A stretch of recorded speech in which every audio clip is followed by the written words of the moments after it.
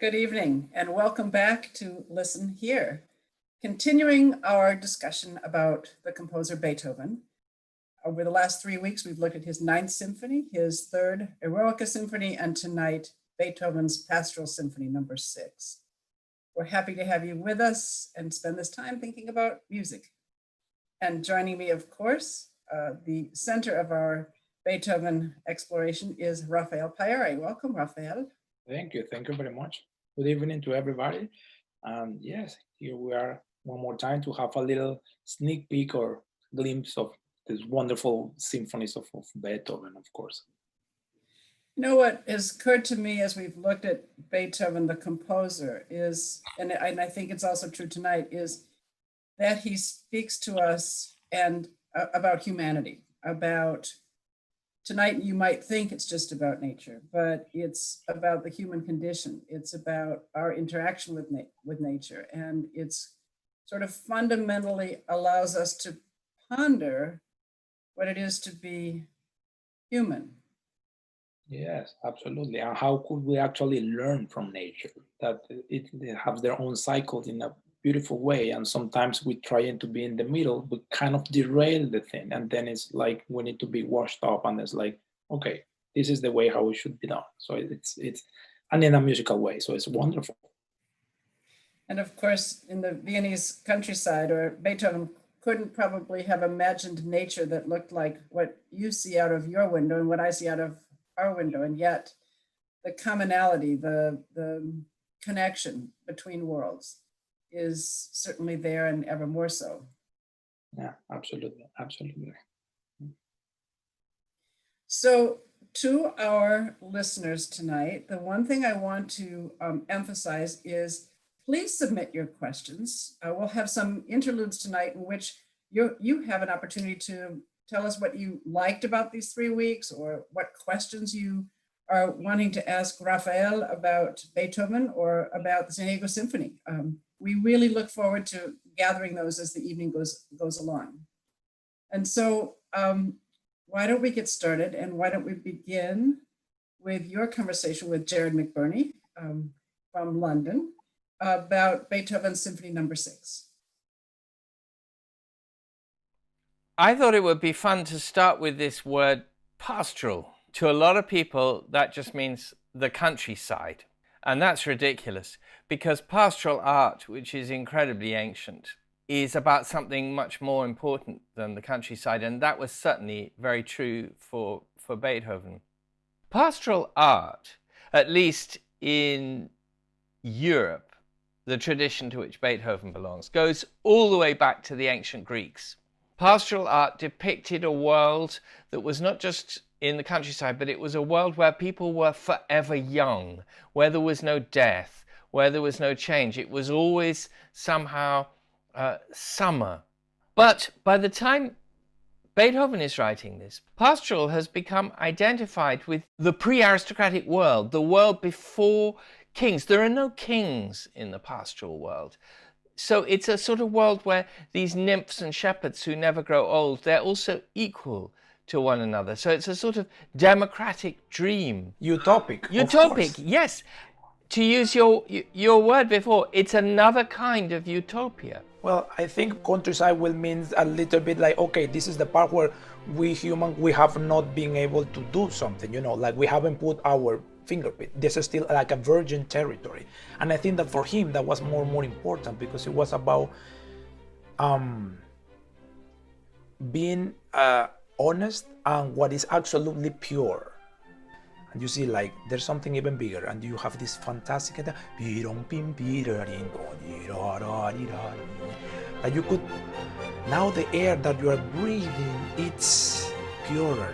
This makes you settle like a seed. Now you could you absorb the water, and you will wait for the sunshine to hit you, and you just flourish, and you just start, blossoming and do all this other thing in its own way, in a bucolic, wonderful, pastoral way.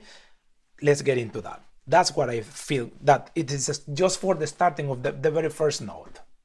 It's also a very distinctive world of time in this symphony, which to me comes from the fascinating repetitions in so many of these movements. It's almost, I mean, I always think that Beethoven invented minimalism in the Pastoral Symphony long before the minimalist composers got there. It's not minimalist, of course, because everything is always changing, but it's changing very gradually. We know that he loved looking at the way nature grew, the plants and trees grew. He talks about this in his letters, and friends of his remember saying, let's go and look at that tree and see if it's grown any more since we saw it last week, or whatever. It's quite childlike in a way. Yeah, it's like when you see a tree from afar, you see the shape, you see the colors, but if you get closer, you realize that the tree is full of leaves, and you might think that, oh yeah, it's 1,000 or 200,000 leaves that this tree has, but it's actually every single one is different, and it's what is going to make the whole perspective a whole. The other thing I wanted to say about what you were saying about the leaves and the trees is every time I go back to this score, I'm not a conductor, but I look at the score quite often to try and see how he's done it. I'm amazed by however simple the score appears, and a lot of it seems very simple for him. Actually, when you look at the detail, it's always changing. He's moved a tiny color here, a color there, a rhythm here, a rhythm there. He shifted the voicing of it. Talking about the art of the pastoral art that it was happening, of course you have all the paintings. It will be like you are sitting and you could be looking at all of this painting, and it's like, oh wow, look at this, and your mind wanders. But with Beethoven, it's like he is going to actually not let your mind wander, but is going to grab you by one hand and involve you into the whole thing, and it's like, just breathe and come with me, and you will feel every single of this little episode that it could happen in different. It's like having several different paintings, one of the other, and it was all from his handwriting. It is great. There's an aspect I find of this first movement which we're familiar with in the heroic Beethoven, in the Third Symphony and the Fifth Symphony and so on. But it's here too in a completely different language, which is the idea of the artist as narrator, which is what you're talking about. Take him by the hand and come with me. There are two people on this walk, the composer and the person listening. And it's almost like Dante with, Dante and Virgil, or Don Quixote and Sancho Panza or something. These two people are going. And to me, that's absolutely magical, because we, the listeners, and indeed the players, we are on a level with Beethoven. Yeah, and you could see how he just keep painting the bigger picture, even more so, and you have the rhythm, the restless rhythm all the time that gets you more excited and realize, like, oh, wait a second, ooh, smell that. It's a different flower.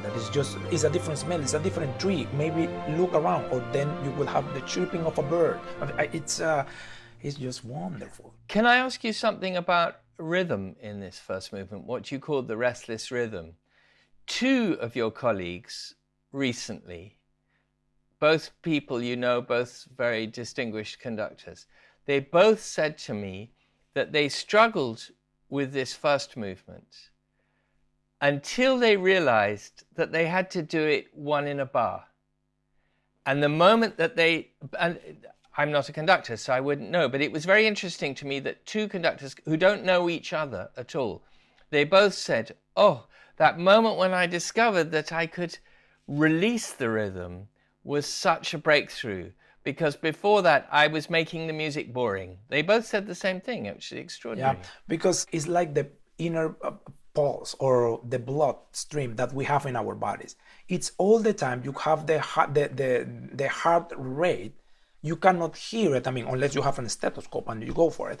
It's there. It's the same thing with Beethoven rhythm. And it's always a struggle to try, because everybody feels different. And in an orchestra, 60, 70, 35, whatever is the size that you want to do for this symphony, you will have this kind of, everybody have their own inner rhythm. And to try to put them together is the thing that it could get sometimes a little bit patronizing or boring.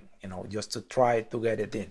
But when you are start thinking in the longer, that's why probably those two conductors that you say, when they said that one in a bar, you start looking into a more kind of zoom out view of this whole thing, and then it start getting less vertical but much more organic in a way, and that's very important.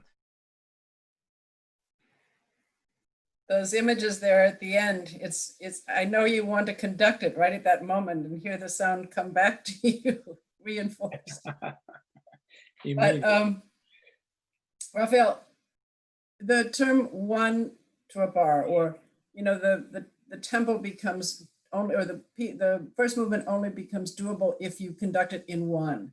What exactly does that mean? I mean, I understand, and you described it beautifully, but Yeah, I mean, because the tempo per se is a 2/4, so you have two beats. So you will be beating when you're feeling trying to have it in one in a bar, instead of beating two beats per bar, you just beat one. And then when you have the instead of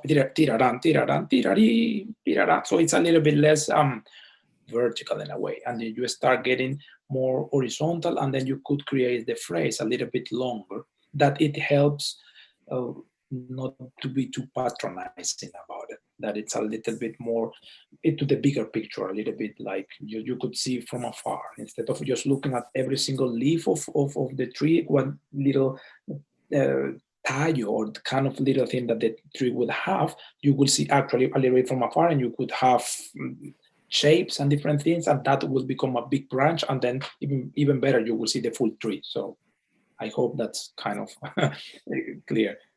well, yeah, and just even how you breathe in that case, or the freedom it can give players. It was very descriptive. That was great. We heard tonight that over 800 people have viewed and listened to the first segment, Beethoven 9, and 600 to the Eroica last week, just this week. So we know that there are a lot of people either here tonight with us or watching it again, either on YouTube or on Facebook or on Symphony Stream on our own website. One of the intentions of this evening's, the concept of Listen Here, is that it can reach a wider audience of curious people, curious about learning and hearing and knowing more about music. But we had a lot of fun with the title. At one point, we kicked around overtones because it was the idea of the fundament, but then that it has all of these overtones going up. But then we really talked about listening and hearing and the difference between it. I mean, we all listen, but do we all hear? And talking in terms of music, but also, again, going back to the human condition. Am I listening to you, and do I hear you? Hearing implies taking it in, right? And embodying it, and somehow being intentional to me. I don't know what it means to you. Yes, absolutely, because sometimes you could have a little bit of passive listening, but when you have that you are hearing, that you are, in a way, you've become part of it. And as we know, especially now that we have been taking away being able to actually be on the same space all together, we could see that we really feed from that interaction. When you are actively hearing, so not just listening, but actually hearing, you could fed up from what we are doing on the stage, and vice versa. We always take this kind of thing, and it becomes something more meaningful, more human, and the connection is there. And I mean, we know we're all in our homes, and we know how much we miss all of that. Well, and it's somewhat ironic because I think that Beethoven, and really every composer, is asking us to hear the world around us, to hear each other, and to hear the music, not just listen. And of course, Beethoven, as we well know, lost his hearing as a composer, which had to have been, and was, in his case, we know from his diaries, a devastating consequence in his lifetime, not to be able to hear the music he was composing. So it has another dimension in this particular case. Yes, absolutely. That was why he got so upset when there was just a tiny little thing in the editor that they would change a dot from a little carrot. He just go out of his mind because he knew what it was going to be taken away from the hearing, and he would be in his mind like, well, if I could be able to hear, I will know the difference between a dot on a little carrot or a little highlight. I mean, every single little thing, every little detail is going to be there. It becomes so important. So it's yeah, it's great that we could do this, and we could kind of like sit in the let's say amenity and commodity of our places, and being able to explore and hear a little bit more of these pieces that many of us know, others that were just listening for the first time, which is always wonderful. One of the things I fundamentally believe is that it's important for every listener who wants to hear more deeply to understand that very possibly if you're sitting in the concert hall, or if you're sitting in your home as tonight, the assumption that the person next to you or the person next door, the person you met who was talking about music, has more understanding than, therefore owns the music more than you, is one that we really are trying to get rid of. All of us can appreciate it. All of us, it's very subjective as to how music affects us. You can hear music that will that will lift you up, and another night will calm you down. And it's very reflective of our moods, but our individuality. We can listen in concert with one another, but it's important to have the confidence that you can hear, and the more you know, the easier it is. Yeah, and the more fun you will get. Some things out of that. You're like, oh wow, music has this wonderful ability to take you to different places you have no idea. And sometimes when you get a little bit deeper into it, it's like, oh wow, he was actually thinking into this thing, and it makes me think about something that happened in my childhood, or something like that. That is always, it becomes so personal in a magic way that's why, well, we love making music. That's why we are in all this. And speaking of loving making music, we are joined now by Alex Palamidis, our principal second violin, who talks about his personal connection to this music and how he approaches it when he is leading the second violins in our orchestra. And I think that's one of the other wonderful components of this, is that our musicians can speak personally and passionately about the music that we hear them create. And we can now listen and hear their insights. So the second movement is to come. The Pastoral Symphonies, I think it's so different than any other symphonies. He takes up a melody and he goes on and on with the same theme, and throughout the movement it's very repetitive in a way, especially the second movement. And I have a friend in Vienna actually who is a professor of orchestration, and he told me a few things that are very interesting. He said that Beethoven, this is not just a piece where he wants to depict the nature, he says also in his notes that he wants to convey the feelings that those sounds from nature evoke in him. So he thinks that this is more important than just the different effects of the birds and the water and all that. Especially, like in the second movement where you have, the constant running water with the 16th notes and underneath. And then on top of it, you have little fragments from here and there. You have the violins, da-da-da-da-da-da, and then stops and then starts again. So maybe it shows like he's walking and he's very happy and he's just whistling or humming a little tune there while he's walking next to the water. So he's happy, which, for Beethoven, it's quite an accomplishment, because usually he was like, stressed out, angry person. So. Yeah, he was always trying to, I think even though with all the thing and the temperament that he has, he was always trying to aim to evolve and to become something better, always trying to achieve an utopic world in a way. And it's great, especially when you go the scene by the brook, like we have with the waters and Bach. You have all of these because what it's important is that the river doesn't stop. It doesn't matter what you're feeling, because we as human beings, we sometimes we could get in and out of things, but nature is so wonderful and we could learn so much from it, that if we just look at this, then we have a bird that it could mean something else, but the river doesn't stop. I love the part of the second violin all the time, and I'm when we did Heroic, I always look at you and encourage to play more.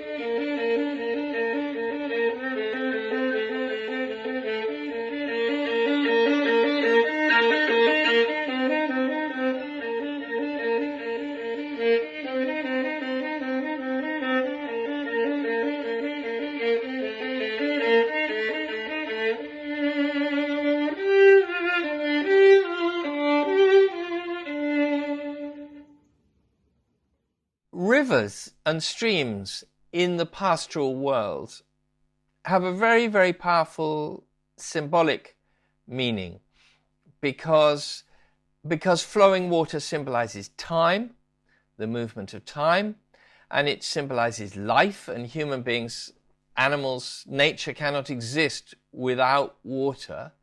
So it's an obvious thing to celebrate. And then we have the famous birds, the nightingale and the quail and the cuckoo. All of these birds were often imitated. However, they also appear in paintings a great deal. And one of the reasons for that is that these are birds with very powerful traditional symbolic significance in pastoral poetry and pastoral painting. So that the nightingale obviously is a bird of love, and then the cuckoo, of course, represents the opposite of the nightingale because it represents treachery, betrayal, all of that sort of thing. But I was very interested to discover that the quail, in the German-speaking nations, the quails had very powerful significance because farmers and peasants understood that the quails could predict thunderstorms, which is very interesting given that we're going to get a thunderstorm in the fourth movement. So all three of these birds, they're not just pretty birds. They all have meaning within that world. Yeah, absolutely. And when he had because there's nothing, when Beethoven says something, there was nothing that I didn't have a different layer. He never, he never wasted time just saying, oh, hello. It was always something, oh, hello, why? And for the symphony itself, you could have the flow of the river that is always, like you say, it's time. There's a completely different world underneath that he doesn't touch much. That is like, okay, let's have the connection of this that is so natural. And it's wonderful to see in a concert or with different recordings how everybody explores these feelings, and everybody will have a different way of looking at water, which is so valid. I mean, you could stare and you could just feel relaxed with a very, very slow flow, or you could be how a leaf that you might looking from afar that is a very slow flow, and when you put a leaf on top of the river, you could see that the current is actually quite fast, and you could see how the whole thing just go away, like at the brook, like the brook current. So it's always a interesting way of approaching, because every single person in the world has a different way of looking at the water. Why would you think that would be? Because that's very interesting. Now that we would put it nowadays, the way he put that there, and this is what I'm doing in here. But how we could actually interact with nowadays, it makes a different kind of connection. I would love to hear what you think about that. Now is my time to provoke you. Well, one of the things that I find critical, which certainly affects the tempo, but also affects the color of this movement, is this extraordinary decision to have two solo cellos in the middle there. And they're making a kind of shimmering sound. I mean, you talk about the water flowing at different speeds. That seems to me what he's doing there, because the two solo cellos are playing at a different speed to the rest of the section, to the rest of the strings. And that is so, so clever. And it's another example of what you were talking about earlier. Nothing is ever there by chance.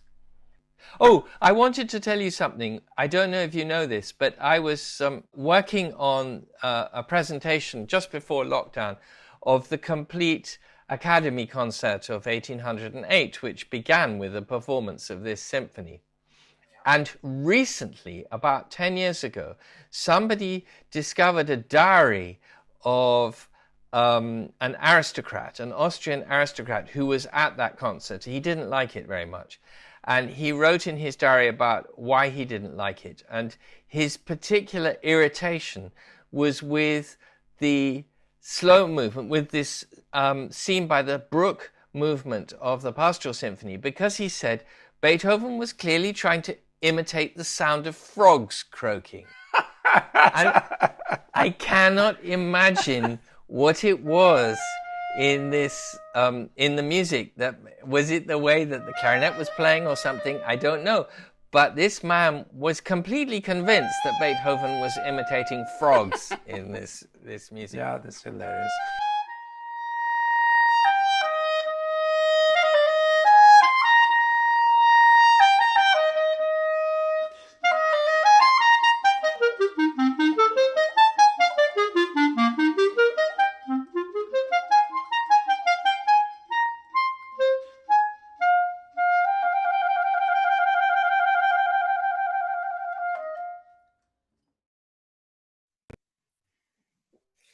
We heard there from Sheryl Renk, our principal clarinetist, who will be coming to you a little bit later in tonight's program. This idea of water and composers' fascination with water, and also birdsong, which here, it, of course, is primarily the sea, so Debussy La Mer, but in Beethoven, it was obviously rivers. And, you know, think of the number of pieces inspired by rivers, Dvorak, Smetana, Amazonas, you know, many rivers. What is it, do you think, that is common to those? I mean, what is the sound of a river? Is it forward motion? Is it rhythm? Is it fluidity? Is it melody? Or is it all of the above? I think all of the above, and also the way we react to it, because every time we have this kind of water view, it makes you transcend to a different place. And of course, we could have just, let's say, the water per se, like we have these examples with rivers, or you could go for what is actually the underworld of the river, and then you will get Wagner with all of the many things that it could happen, on the Dvorak with, you know, Rusalka and the nymphs and all these other things. So this fascination is still, it's let's say, even today, you could feel a stress, or you could be thinking too many different things, and the moment that you have a water view, it just immediately takes you to a different place. And of course, everybody here in San Diego knows that, because you are surrounded by this most amazing bay all over, which is great. And you could make it your own in a way. So that's why there's such a great fascination from composers and painters and writers and everything to set anything that it comes with water. It will take you everything. You could be, you know, having a castaway kind of thing, or a storm, or actually discovering a new world. Or it's great. It's endless, the possibilities that the water could offer you, really. Well, and endless in that it's always flowing. Yeah. You know, it is the constant. That's certainly when Alex plays that, you hear that kind of ground on which, or ground in this case, water on which everything is based. Absolutely, absolutely. And you have this sense of calm, yet everything, there's something, and there's a pulse, it never stops. So it's great. Yeah, life affirming. Yeah. I love the story of the quail as well. And I think today, as we have been, as we've been sheltering, everyone comments on birdsong is around us. But again, you've got rhythm and melody, and the quail anticipating the storm. That's one of my favorite parts of the symphony. Yeah, yes, absolutely. When you have it there, and it becomes almost like a cacophony, and there are these three different, very present birds, but they have such a powerful, you know, meaning. what they're saying is just not as like, oh, this is a beautiful bird. No, it's looking that it's something is going to come later on. Of course, then we're going to listen to the third movement that we will have actually for the first time the interaction of human beings and all the jolly and the harvest and the, getting a little bit of a drink and all of that, and to have the Ländler all together before actually being all washed away by storm. And that is always something wonderful to have that fantastic line. But I think that's what is going to come quite soon now. Yes, and that's a little taste of San Diego as well, when we think of our harvest and our vineyards and perhaps a nice glass of wine. So let's hear the next two movements, third and fourth movement. We were talking earlier about pastoral being much more complex than people imagine. If you look at their poetry and their paintings, you find that the countryside is haunted by the condition of the ordinary people, how people really lived. So you could have your ancient Greek idea of nymphs and shepherds who never die, they're always young, they're always beautiful. But on the other hand, these artists were going out into the countryside and seeing that the lives of the people who grew the food and the drink and made the food and drink which kept everybody alive, the lives of many of these people were absolutely terrible. And we know that Beethoven was very shocked by this. It was common in his period to be shocked by that. And in this third movement, which is adorable and gorgeous, the scherzo, he describes it as lustiges Zusammensein, a merry coming together, gathering of the people of the land, of the peasants. And he gives them what I think is probably a Ländler at the beginning, that sort of quick 3-time dance. The Ländler was the standard country dance that Beethoven knew. Everybody knew these Ländlers and they were funny. And then we have the shepherd's pipe, the oboe doing the shepherd's pipe, which is so brilliant. Yeah.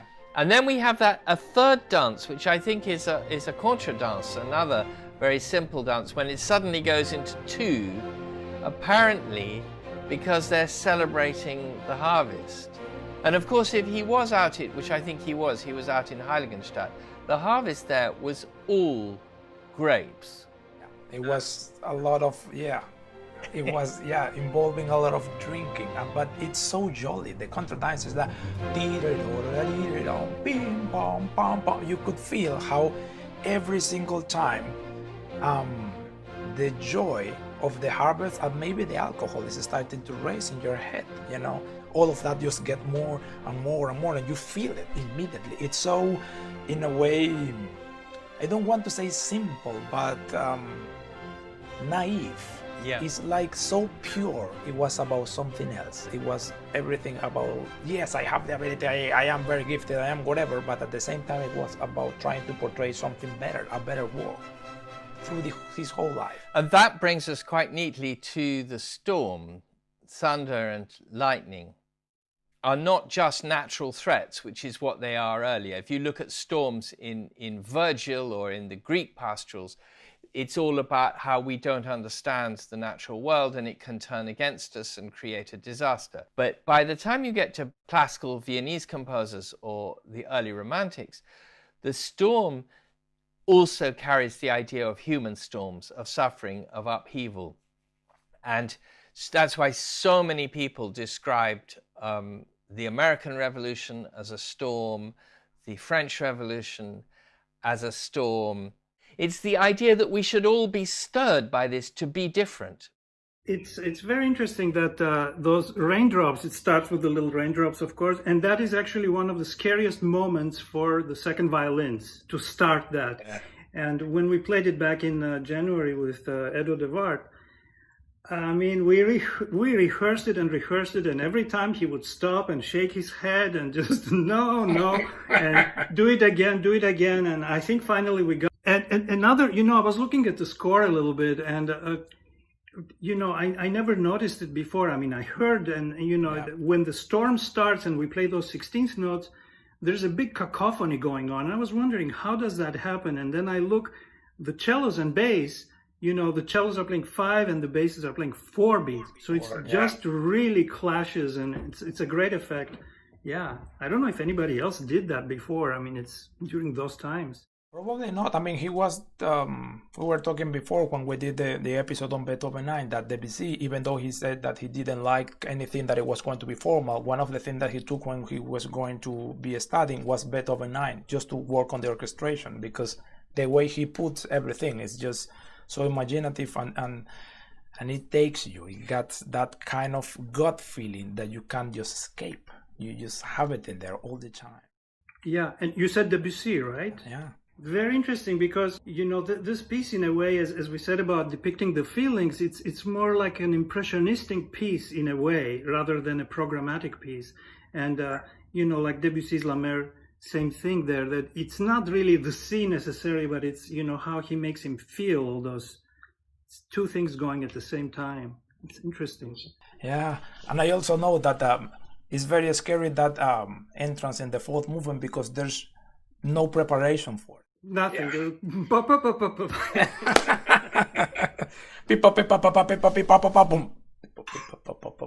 It's fantastic. I love it. I am really looking forward that we're actually being able to do it in January.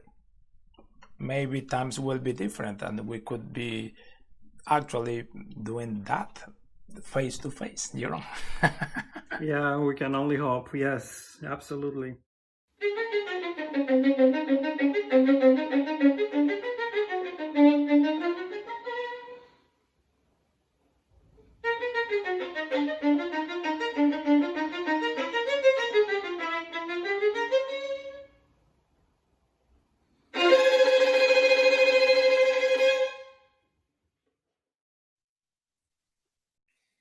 I love your word when you say it's not simple, it's naive.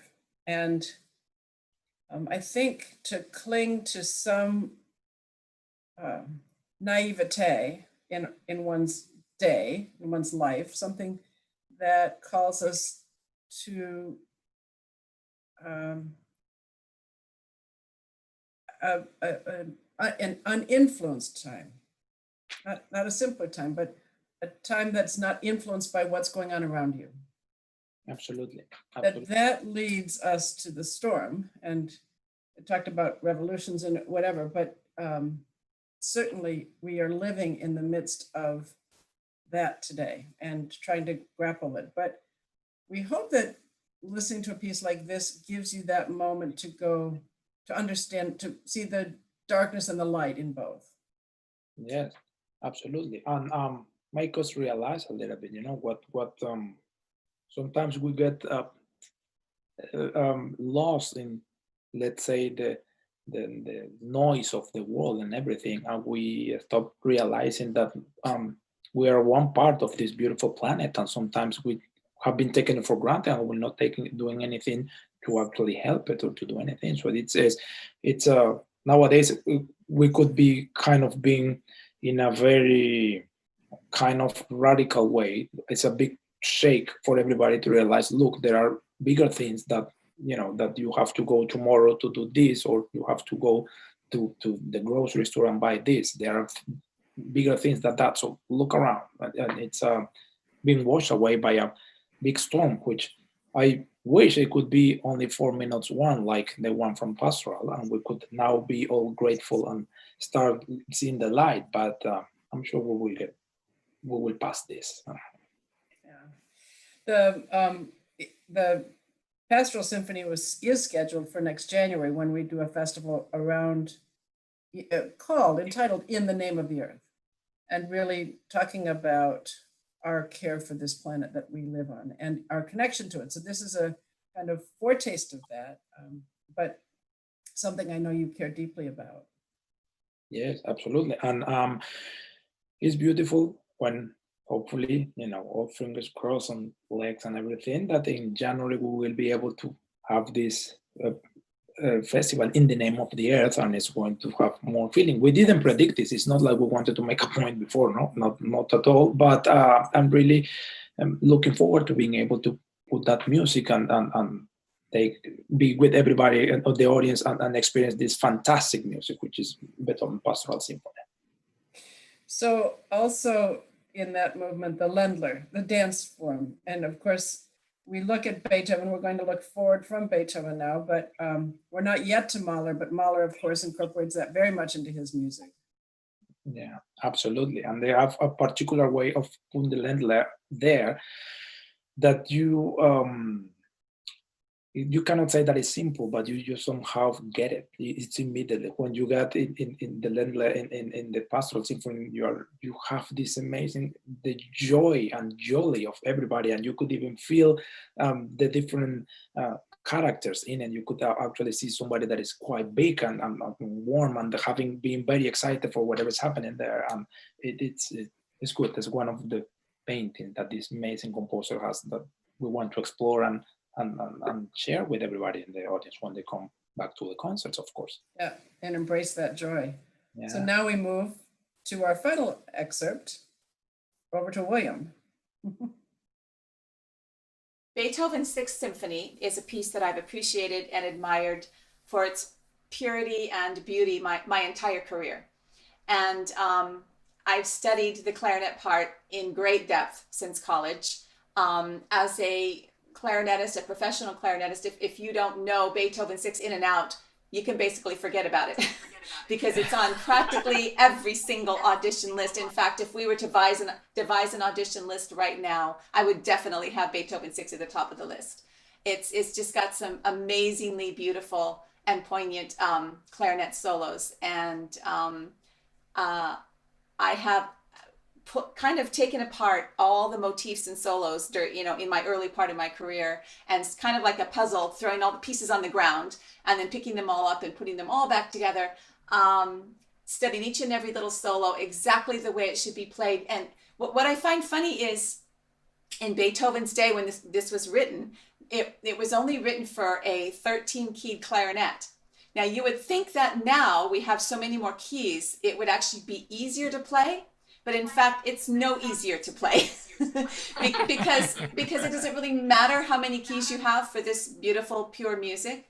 And also the instruments from that day maybe were a little bit softer and muted, which is perhaps maybe what Beethoven wanted in that time.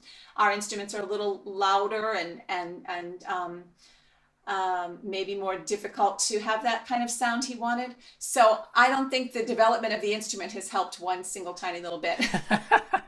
And I find that, for example, the motif, may I just play the main motif for one moment? Yeah. In the first movement, that is.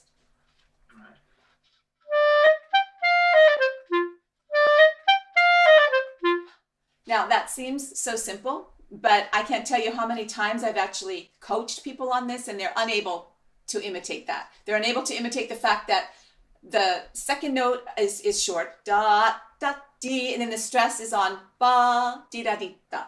And then you have to take away the intensity from the phrase, ba, da, da, di, da, da, da, da, da, da, da, di. I can't tell you how many variations of that one little motif I've heard. And that holds true for basically almost every solo in the entire piece. You have to study it thoroughly, not just to perfect it for your own instrument, but over the years, I've listened to countless recordings and studied it and figured out how my part fits in with everybody else in the orchestra. So even when I'm playing this all by myself, I actually hear those parts swimming in my mind the entire time from all my colleagues, so to speak.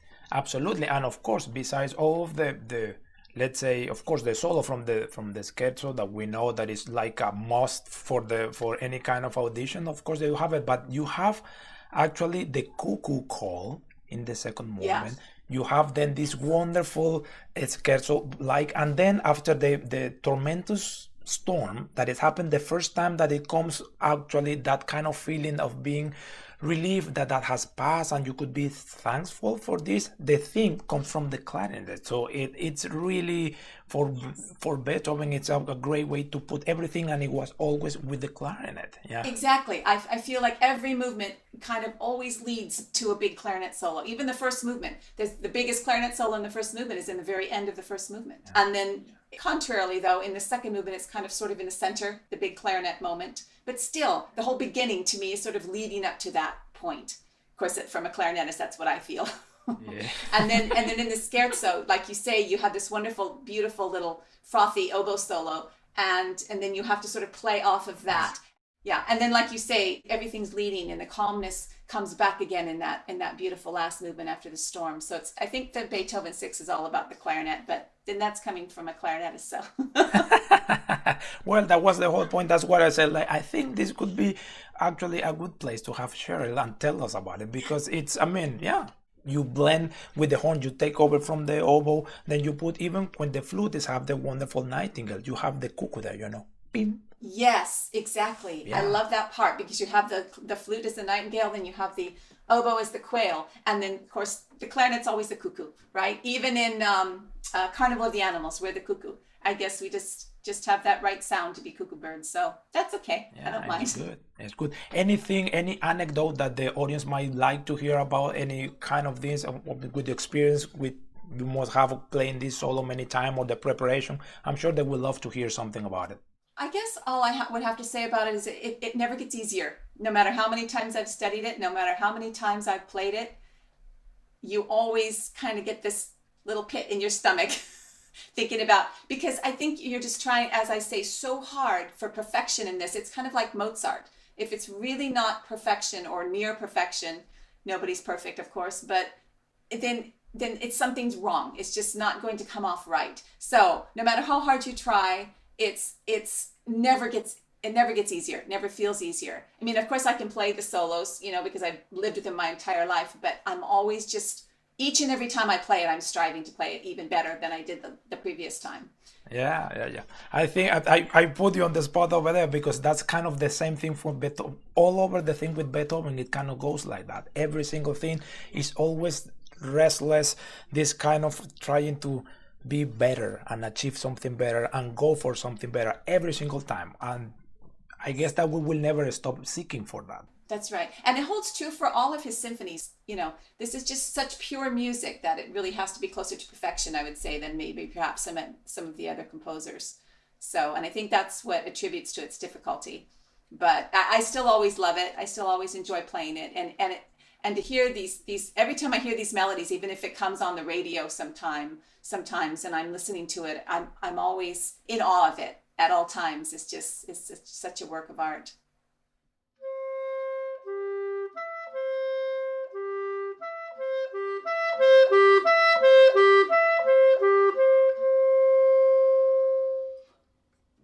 This symphony tells a story of the artist going from, oh, me, my private feelings, my sentiments, their awakening, to no, there are collective feelings. There is everybody, there are other people. And the feelings that he feels in the last movement are of a different order to the feelings at the beginning. I think there is an aspect to this symphony which is like a Bildungsroman. The hero is being educated. Yeah, and it's very good because it's kind of humbling, because you start getting all this Erfindungen. You start to getting educated into more, and then you start getting everything about you, that you are the center of it, and you get this inebriated with the in the third movement, and then it's like there's something greater. You are just a tiny little thing in this whole universe. Look what it could happen in seconds, and that's why the storm is not as long as any of the other thing, but it swept you away completely. It washed you over, and then makes you realize, like, whoa, you have the Gefühle then. After the storm, you thought that you were actually on the top of your game. Now you come with this whole thing that is completely overwhelming, that you cannot control, because you're still just this tiny little thing belonging to this something quite bigger. And then you come to have the Gefühle kind of, now I could be grateful for all of those things, and realize and being washed and verklärt and transformed into something better.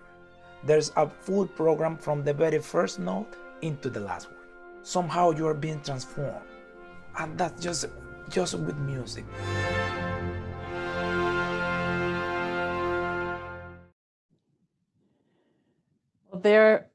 One of our Facebook comments was, now I want to hear the whole piece, and I feel the same way after that glorious final movement. And actually, after July 12th, you'll be able to hear the entire piece on Symphony Stream.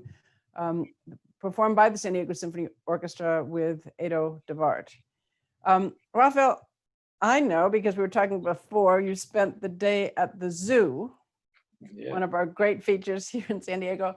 And also last night, I heard you reading the children's book about Gerardo the giraffe. And so now we've had birds and we've had frogs. And I was thinking about back to Mendelssohn earlier in this year, when we had the donkey. It's interesting, isn't it, that composers, we were talking about nature, but that they reflect animals in music as well. I mean, Haydn and Mahler and many others. This aspect of nature. Yeah, absolutely. I mean, one of the things that the composer, I mean, we are surrounded by nature, and also we have in the nature, we have these amazing creatures, different of them with different kind of song, for saying if it would be for birds, or like in the Mendelssohn when we have the donkey. I mean, yeehaw! One of the things that is great. There's always that fascination, and it's good because somehow in the way they put it into an instrument or not, it touches us because we know these sounds and immediately take us into different places. Sometimes it could be weird places, but it depends. Well, Sheryl talked about the performance itself. I know this piece, I know this part, I can play that part, and we know she can play that part, but the difficulty of it. And, I think one of the things that I first noticed about you as a conductor and you as a musician is that you are so adept at the score and creating such energy in the orchestra, and yet they say that they're calm because they know it so well. And your role of navigating these difficult points and knowing when it's hard for a player. I mean, talk to us a little bit about that role of the conductor. You're there, as you said earlier, to take their hand and say, you can do this and let's try this tonight. Yeah, I mean, absolutely. When we are in a performance or a rehearsal, I mean, everybody on the stage, they want to do their best. I mean, it's not, there's no point of trying to, making more pressure to them. They are exposed. They want to make a beautiful line. They want to be part of this beautiful picture and try to involve the audience with them. So it's all the time better to kind of, sometimes we know when we're playing an orchestra, there are some things that might be more difficult, that they need a little bit more time. It's like when we are speaking, sometimes if you talk too fast, your message is not going to be able to come across. So we need to have that, let's say, space to being able to talk and speak and feel good about it. So this is, I think, one of the things that is more important. Of course, we want to be truthful to the scores, we want to be truthful to the music, but at the same time, we want to enjoy what we do, which is, it comes in a weird way, because all of the musicians, all of the artists on the stage, even if the concert could be the most amazing thing ever, you just want to do it again better. So it's wonderful. It's this kind of interaction that keeps us on everybody, on their toes, and trying to be as good as possible, and they're trying to reach the highest artistic level possible. Well, and there's a word that's important to me, a great level of trust that you have for one another. Yeah. And I think tonight and these last 3 weeks, Beethoven has taken us on this journey. It's a personal journey. It's a human journey. It's a journey related to our planets, but it shows us that with trust and with that interdependence and care, you get through the tough parts and into that joyful part. And that has meaning for all of us today. Absolutely. Absolutely. And it doesn't mean that you don't have to have that friction or you have to overcome many things, but at the end of the thing, you become something, that you go through the thing, and it's, once you pass that, it somehow tastes better, And more accomplished together than anyone can do on their own. Yeah, absolutely. Absolutely. So we are going to leave Beethoven for the time being, and next week turn our attention to Tchaikovsky's Sixth Symphony, also with a name, Pathetique.